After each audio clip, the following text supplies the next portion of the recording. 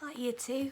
I'm going to read you the next chapter of Mr. Gum today, but we've had our Easter break since I last read a chapter and I came back to the book like, oh, what just happened? So I thought it might be useful to do a quick summary of what's happened to this point. So Mr. Gum is trying to poison Jake the dog. He's got horrible hearts from Billy Williams' butcher shop, but they smell horrid and he doesn't think that Jake is going to eat them.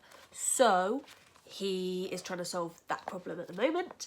And Polly has just arrived at Friday's house. We know that Friday is a good guy, but Polly does not. So this next chapter, chapter 6, is called Mr. Gum Lays Down His Hearts. Here we go. Chapter 6, Mr. Gum Lays Down His Hearts. Meanwhile, Mr. Gum was a-mumbling and a-grumbling his way into town.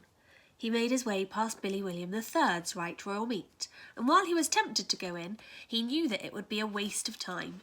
He would never find anything nice-smelling in Billy William's butcher shop. That was one of the reasons Mr. Gum liked him, because he was a stinker.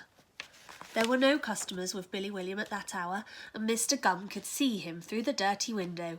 He was playing a game of butcher's darts, which is exactly the same as normal darts, except the board is a pig's head and the darts are old sheep bones. Billy William had invented it one day when he was drunk. Mr. Gum loved butcher's darts, but there was no time to pop in and challenge Billy William to a match. He had more important fish to fry, or rather to poison, or rather dog, not fish. He had more important dog to poison. So he continued on and crossed over to Mrs. Lovely's wonderful land of sweets, which was a sweet shop at the other end of the road. As you might guess, Mr. Gum didn't enjoy going in there at all because it was a wonderful wonderland of sweets and goodness, and Mr. Gum was a filthy old devil who hated good things like sweets and birthday parties and kittens dressed as clowns. He would much rather hear a piano being demolished by illegal bulldozers than a Mozart concerto. He didn't even like pop music, not even the Beatles. The only thing he liked about the Beatles was their name because they sounded like insects and you could scare people with insects. So he stepped into the sweet shop as cautiously as a paper hat in a storm. Immediately the air was full of marvellous scents. The powdery smell of sherbet lemons mingled with the odours of strawberry bombs and licorice whips. Mr. Gum felt sick. He felt as if he was being attacked by the forces of good. When he was a boy, he had loved eating sweets, but that was before he turned into a bad man. Now he seemed to hear the voice of the boy he had once been, calling to him down the years.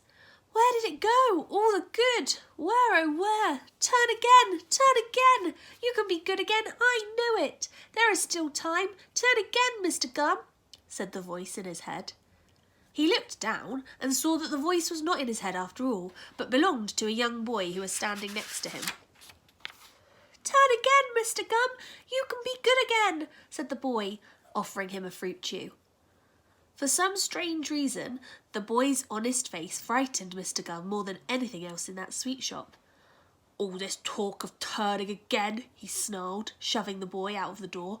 I don't like it, I tell you. It makes me feel sick.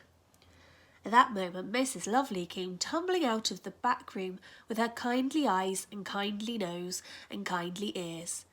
How can noses and ears be kindly? Wondered Mr. Gum. But it was true. Everything about Mrs. Lovely was kindly. She was even kindly to disgraces like Mr. Gum, and he could not bear this. It made him want to break down inside and cry all the bad things away. Hello, you old witch, he sneered. Give me some lemonade powder. Mrs. Lovely's eyes sparkled. Yes, it is a beautiful day, Mr. Gum. Yes, indeed, she smiled as she measured out a bag of lemonade powder. I don't know what's so lovely about it, you old menace, snarled Mr. Gum, handing over some potatoes he had painted to look like pound coins to save money. He was annoyed to see that as soon as the potatoes touched Mrs. Lovely's hands, they turned into real money. One of them turned into a jewel with a laughing face on it. Shabba me whiskers, he growled, turning on his heels in disgust. A pleasure to see you as always, Mr. Gum, beamed Mrs. Lovely as the old man stormed out with the little bag of lemonade powder clutched between his elbows. I do hope you come again soon. Mr. Gum hardly noticed the walk home, mainly because he took a taxi. He couldn't wait to get his plan into action. Very soon he was back in his smelly kitchen. He rubbed his hands together gleefully and danced a cruel jig like a spiteful imp who'd snotted all over the presents on Christmas morning. He opened the little bag and sprinkled its contents over the rotten and poisoned cow hearts. Then he gave them a quick sniff. "Jibbers," he gasped, clutching his throat. "They smell of lemons and sunshine and friendship. I can hardly breathe." Holding it at arm's length, Mr. Gum took the plate of doom out into his very neat and tidy garden. He placed it right in the middle of the lawn where Jake was sure to see it. Not finished yet. The day was very still. Not a single blade of grass was moving. Somewhere in the distance a chicken barked. Mr. Gum settled back in his favourite broken chair and waited to see what would happen. Chapter 7, which I will read tomorrow, is called Friday O'Leary.